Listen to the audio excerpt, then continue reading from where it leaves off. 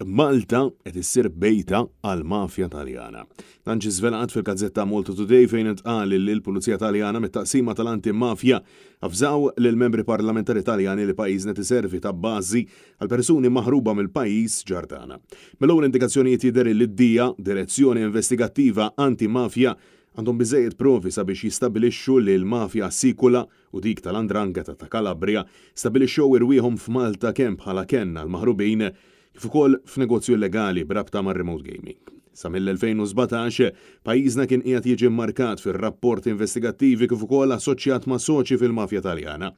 Ir-rapport ikompli jindika li l-prossimità ġeografika li għandhom iż-żewġ pajjiżi inevitabilment tiġbed lajn tal-organizzazzjonijiet kriminali u gruppi mafjużi sabiex jiġu lejn pajjiżna iżda l-investigaturi saħħu wkoll li minħabba li Malta tiġi meqjusa bħala pajjiż laxk fejn tidħol taxxa, il-mafjużi qed jaraw din bħala opportunità sabiex isaħħu l-operazzjonijiet ta' ħasil ta' flus.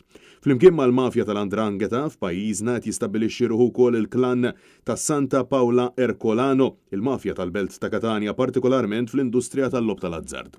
Madankollu dawn mhumiex l-uniċi li rifsu f'pajjiżna kif anke l-klan ta' Pariżi, mafja ta' Bari, jidher li qed tur interess fil-Gżer Maltin, klan li jispeċjalizza fil-ħasil ta' flus kif ukoll estorsjoni, traffikar ta' droga u żejt bi frodi li jlaħħaq il-miet ta' miljuni ta' euro. Ġie rapportat ukoll li żewġ klans mafjużi minn Katania, dawk ta' Cappello, Bonaccorsi u Laudani jikkontrollaw it-traffikar internazzjonali ta' droga mill-port ta' Gioia Tauro lejn Malta, fejn intqal ukoll mir-rapport investigattivi li dan it-traffikar issa ilu għaddej snin.